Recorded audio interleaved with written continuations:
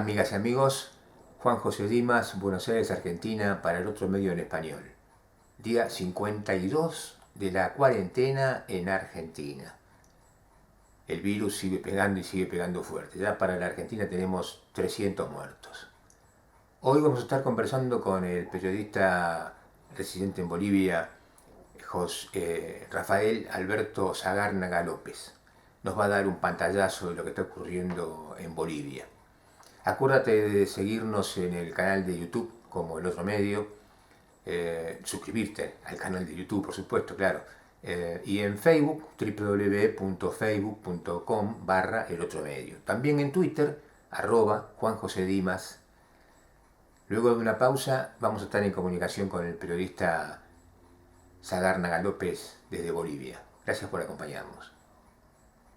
Para comunicarse con El Otro Medio, desde celular llame al 54 911 61 17 25 82 o por correo electrónico a produccionelotromedio@yahoo.com.ar o comercial elotromedio@yahoo.com.ar. Estamos hablando con Rafael, un periodista boliviano, como ya lo presenté en la introducción a la entrevista de hoy, que nos va a comentar brevemente este impacto del coronavirus COVID-19, cómo impactó en Bolivia. Eh, Hola Juan José, ¿cómo va? Un gusto hablar contigo, con tu audiencia, con la gente que te sigue. Pues bueno, hermanos argentinos, decirles que hay una conmoción muy fuerte, seguramente similar a la de allá en Bolivia, pero tal vez reforzada por el hecho de que veníamos ya de otra conmoción muy cercana. Como saben, en octubre, noviembre, diciembre tuvimos un fuerte colapso político. Y apenas un par de meses después viene la cuarentena que ha marcado muy fuerte al país. Una cuarentena que además agarra al país en una etapa de precrisis económica. Todos los pronósticos económicos no preveían que venía una crisis económica, y con la cuarentena en medio de un nuevo gobierno, con lo que impacta este hecho de que se paralizan las ciudades, de que empieza a ver los indicadores de que aumentan los contagiados, el número de muertos. Entonces hay, como verán, una conmoción muy fuerte, una incertidumbre muy grande, que incluso se la nota en las autoridades de gobierno, en las autoridades locales también.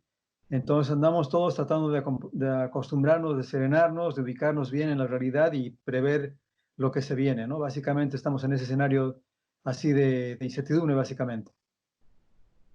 Claro, claro. Entonces, al decirme esto que me estás comentando, significa que en cierto modo los agarró de sorpresa la circulación del virus. No estaban Sí, preparados. no estábamos preparados. Se tomaba muy a la ligera, ¿no? Había, bueno, el rumor de que estaba fuerte en España, de que estaba en China, y de pronto las autoridades alertan que podrían tomarse medidas, y había una alcaldesa, la de Santa Cruz, que decía que ya había que tomar las medidas, y a los 2 o 3 días hubo ya la decisión nacional, ¿no? La decisión nacional de que empezaba la cuarentena. Igual, en un comienzo se decía, bueno, va a ser un mes. Se lo tomó más o menos con cierta conformidad, con cierta cautela, pero cuando venían más los datos, más las noticias, el impacto de ver, por ejemplo, ediciones completas de los diarios y de los canales, hablando solamente de la enfermedad, solamente del coronavirus, en toda la edición, el hecho de que ya, ¿no?, se anunciaban medidas económicas para empezar a salvar industrias, negocios, los bonos para la gente que ya no tenía, las campañas para distribuir comida. Ahí empezó ya, ¿no?, la conmoción fuerte. ¿Tenés conocimiento de cuánto está destinando el Estado boliviano en pesos bolivianos para atender económicamente desde el Estado a una economía que está quizás igual que la Argentina, paralizada? Bueno, de hecho, ha habido unos préstamos de urgencia que realizó el gobierno porque estaba como sabíamos, en una precrisis económica, con las balanzas comercial y fiscal negativas. Entonces acudió al FMI, se prestó 360 millones de dólares del FMI, acudió al BID, del cual sacó, me parece, 90 millones de dólares. Son como 500 millones de dólares que de entrada se prestó el gobierno para atender la emergencia, ¿no? Eso fue más o menos en marzo. Bueno, qué bueno que el Estado Plurinacional de Bolivia tiene crédito internacional entonces. Sí, sí, eso, bueno, fue una de las ventajas que teníamos, ¿no? Hubo un margen, juego de cintura, diríamos, económico, como para tener préstamos y llegaron más o menos prontamente, sí.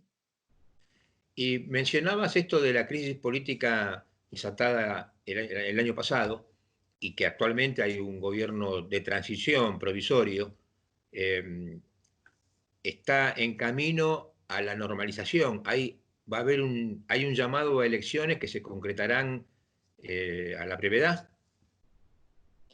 Sí, es otro de los elementos que también convulsiona al país, el hecho de que en medio de que aún no se sabe exactamente hasta cuándo va a haber que utilizar las medidas restrictivas, la cuarentena en sí, hay la presión política para que se realicen elecciones, ¿no? Hay un debate muy fuerte entre quienes dicen, primero, liberémonos del coronavirus, apuntalemos a una solución, digamos, de unidad nacional, de un pacto de digamos, una razón de Estado que permita superar esta crisis sanitaria y luego encarguémonos de resolver el tema electoral. Pero hay otro sector que presiona y dice que hay que tener autoridades debidamente electas para que tomen las medidas fuertes justamente contra la pandemia y contra toda la crisis que esto implica. El problema está en el hecho de que los escenarios son incertidumbre, ¿no? No se sabe si el pico de la crisis del coronavirus va a llegar en final de mayo o va a llegar a mediados de junio y las elecciones, según la presión que hace, por ejemplo, el movimiento socialismo, se pretende que sean en julio, pero según el Tribunal Electoral pedía que sean más o menos por lo menos entre agosto y septiembre, ¿no? Cuando ya hay una expectativa más grande de que estaría amainando el problema de salud. En ese juego de presiones y contrapresiones, lamentablemente también se suma el hecho de que la presidenta transitoria, ¿no? Interina, diríamos, Yanine Áñez, al comienzo no pasaron ni un mes o algo más de su gestión, decidió ser también candidata a las nuevas elecciones, entonces ahí complicó mucho las cosas, ¿no? Digamos que fue una contradicción muy grande para mucha gente el hecho de que a quien se le había encargado que resuelva el tema político con la crisis política en un gobierno de unos cuantos meses, quien había entrado incluso expresando eso de que iba simplemente a encauzar al país a una solución política democrática, pacífica, de pronto decide ser candidata, ¿no? Entonces, eso complicó las cosas, también complica las cosas el hecho de que la presión excesiva del movimiento socialismo haga que haya tensiones, haya lugares donde la gente, acicateada por la gente del movimiento socialismo, rompa la cuarentena, y ha habido hechos de violencia, ha habido problemas, por ejemplo, en la ciudad del Alto, donde salieron a atacar buses de transporte de gente que está haciendo servicio durante la cuarentena. Hubo gente que salió también a bloquear carreteras donde estaban transitando camiones que llevaban alimentos o medicinas. Ha habido manifestaciones en base a petardos, en base a marchas más o menos violentas, todo en medio de la cuarentena que impone, como sabemos, la restricción de caminar, de movilizarnos por las calles. Entonces, eso también es un elemento agregado a la crisis que vivimos. ¿Evo Morales ya no es candidato o pretende ser candidato? No es candidato, ha designado como candidato a quien fue su ministro de Economía, Luis Arce Catacora, y como candidato a la vicepresidencia, quien fue durante buena parte de su gestión su canciller, David Choquehuanca, ¿no? Pero la presencia de Evo Morales ¿no? Se siente siempre como la cabeza del movimiento socialismo, se siente digamos, su fuerte predicamento dentro del movimiento al socialismo, como lo que dice afuera y ya lo canalizan acá los senadores, los diputados, los movimientos sociales que lo respaldan. Y bueno, eso también pone su toque de convulsión, ¿no?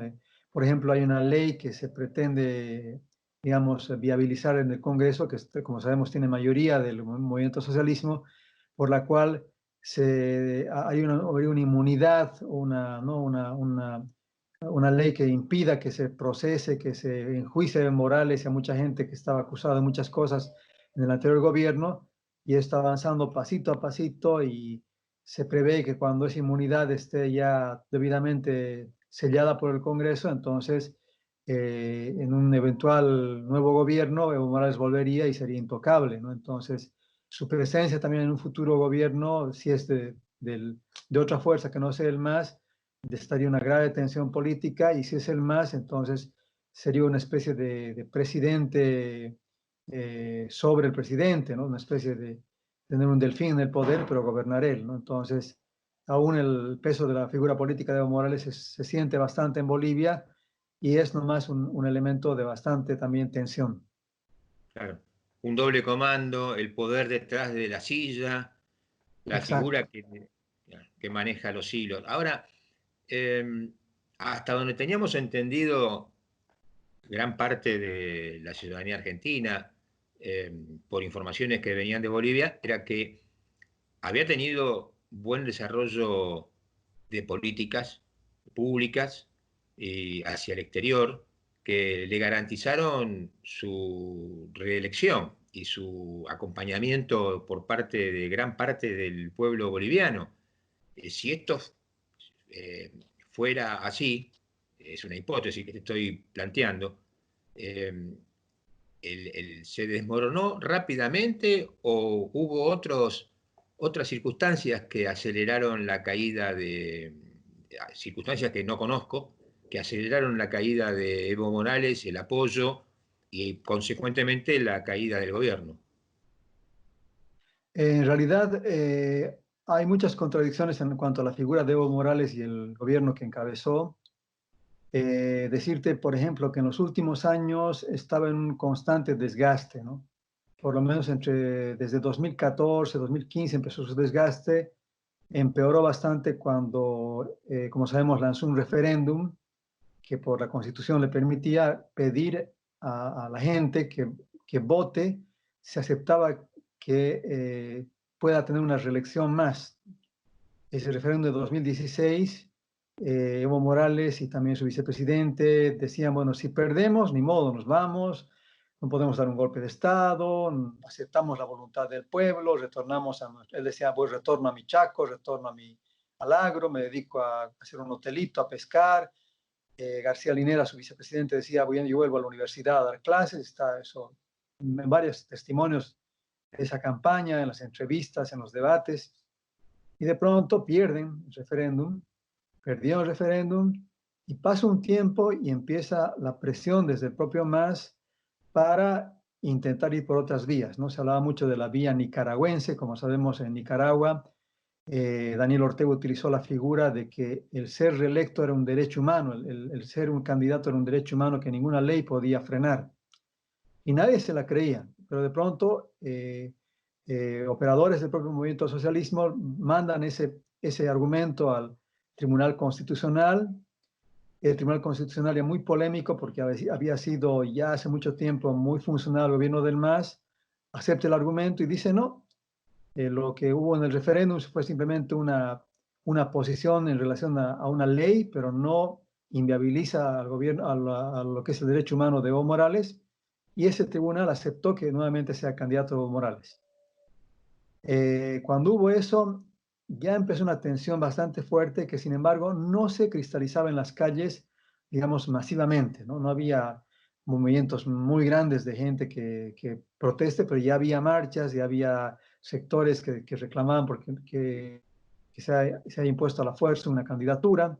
Entonces empieza a perder mucho más apoyo Morales cuando, por ejemplo, se llama elecciones, acá hay elecciones para el Poder Judicial, para jueces, se llama elecciones para jueces, para justamente el Tribunal Constitucional, Tribunal Electoral, bueno, todo eso.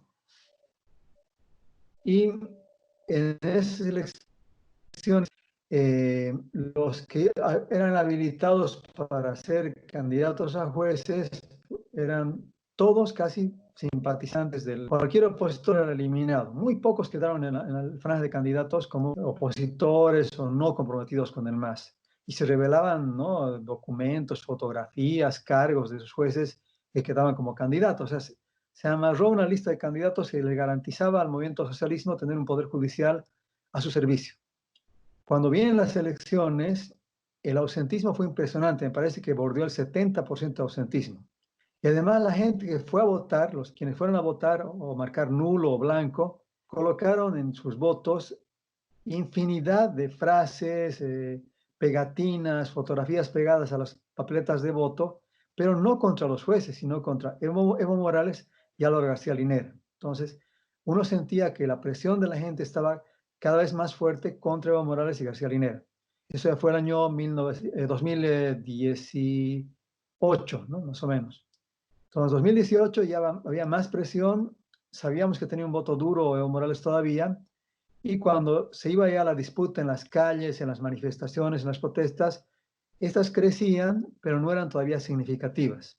De hecho, por ejemplo, en los partidos de fútbol había carteles contra Evo Morales, en la inauguración, por ejemplo, de los Juegos Bolivarianos que se celebraron en Cochabamba, el discurso de Evo Morales fue opacado por gente que protestaba contra su candidatura. Cuando iba a alguna inauguración aparecían, por ejemplo, gente, pacientes con cáncer que estaban en una campaña muy fuerte pidiéndole recursos. Había ese tipo de protestas que incomodaban, ¿no? Pero aún cuando se llamaba a marchas contra el gobierno, eran medianas, no eran fuertes. ¿Qué pasó? Llegó más o menos agosto del año pasado, y estábamos cerca de las elecciones, y estaba en marcha la candidatura de Evo Morales, y Evo Morales pacta con los agroempresarios del oriente y del norte bolivianos, gente muy resistida por el tema transgénicos, por el tema de la deforestación, pacta el que se quemen una gran cantidad de hectáreas de bosque para habilitar nuevas tierras destinadas a sembrar más soja y habilitar también campos para ganado y poder exportar carne a China. Se desatan los incendios para habilitar esos campos y se marca una tragedia, ¿no? Era una inmensidad de terreno, la contaminación por los incendios fue terrible, la gente afectada fue, ¿no? Mucha gente, muchos indígenas a los que decía defender el gobierno de Evo Morales, y entonces sí se siente como empiezan las calles a llenarse de gente que protestaba contra los incendios, pero ya contra Evo Morales muy fuertemente, muy fuertemente.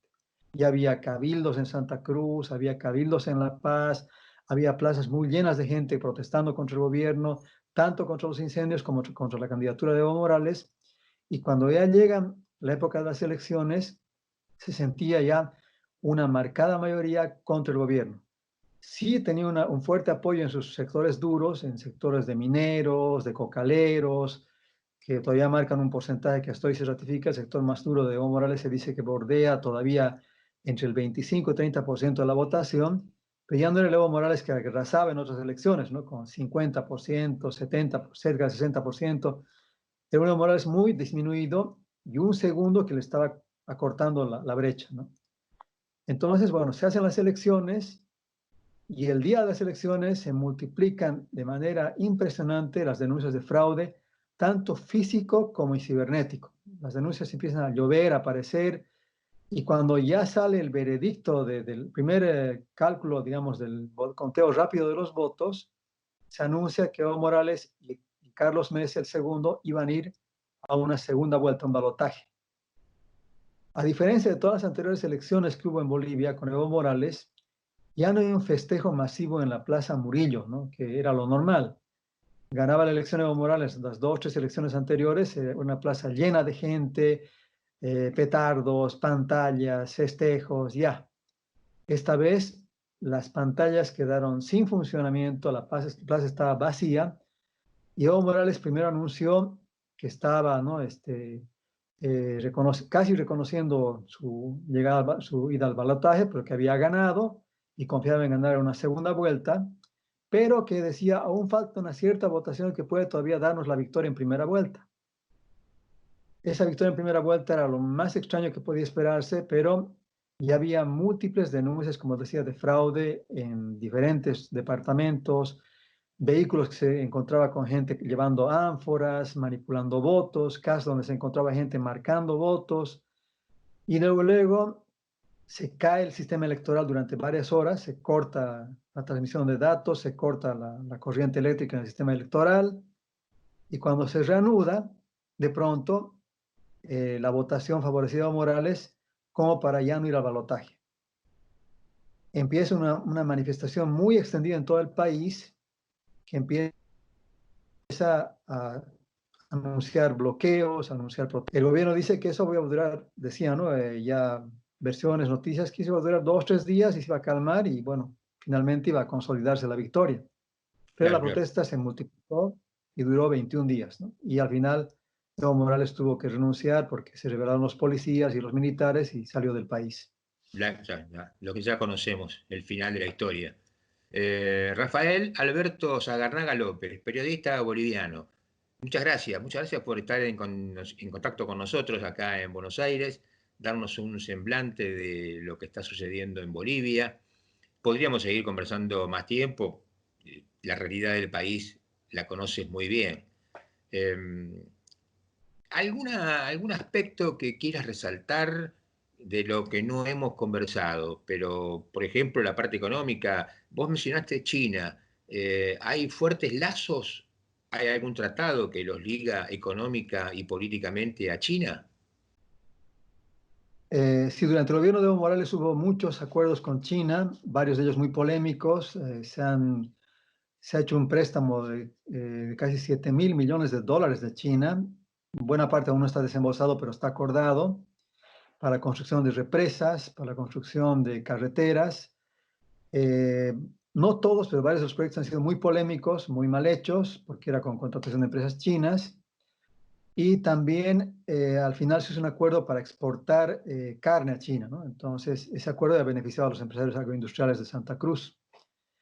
Es lo contradictorio, ¿no? Porque el actual gobierno, el nuevo gobierno que fue muy opuesto a Evo Morales, como se dice acá, de entre gallos y medianoche, ha empezado también a avalar acuerdos con la agroindustria cruceña, a mantener ese proceso de deforestación que fue tan cuestionado aún dentro de la cuarentena y a avalar ese proyecto de exportación de la carne a China, ¿no? Entonces, eso está incomodando también, ¿no? Con el nuevo gobierno. La pena es el medio ambiente, la destrucción de una riqueza exquisita, fabulosa que hay en el norte y noroeste bolivianos, a costa de este proyecto de exportación y, como sabemos, de simplemente mantener el patrón extractivista de la economía boliviana, ¿no? Mucha gente aquí tiene proyectos, apuesta a la producción orgánica, a la producción de medicamentos, de alimentos que pueden redituarle muchas ganancias al país y a los pequeños productores, a otras vías de ampliación de la base económica, a lo que no apostó el gobierno de Evo Morales y a lo que parece tampoco estar apostando el gobierno de Janine Áñez, que como vemos también tiene una aspiración de quedarse no solamente los meses que se le dispusieron, sino, quién sabe, 5 o 6 años más, ¿no? Claro. Rafael, muchísimas gracias. Me gustaría conversar en otra oportunidad, cuando volvamos a encontrarnos, los aspectos sobre el ambiental, los aspectos ambientales a los cuales de pronto Bolivia contribuye desde las acciones para mitigar o adaptarse al cambio climático. ¿Qué te Va a ser parece? un gusto, Juan José. De acuerdo, plenamente. Estoy muy comprometido en esa área. He trabajado mucho tiempo, he hecho varios trabajos amplios en ese sentido y también muy preocupado por lo que está pasando, ¿no? Parece que Bolivia es un objetivo para herirlo, la riqueza que tiene y tiene una riqueza inconmensurable en cuanto a lo que es el medio ambiente, ¿no? Bueno, perfecto entonces.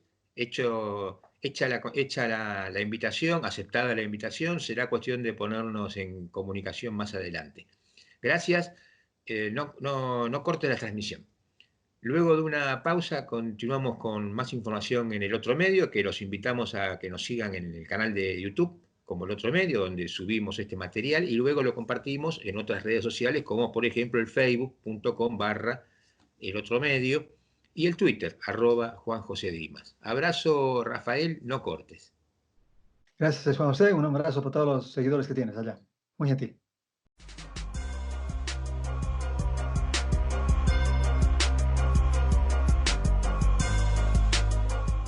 ¿Necesita asesoramiento jurídico? Solicite entrevistas llamando al 15 61 17 25 82. Solicite entrevista.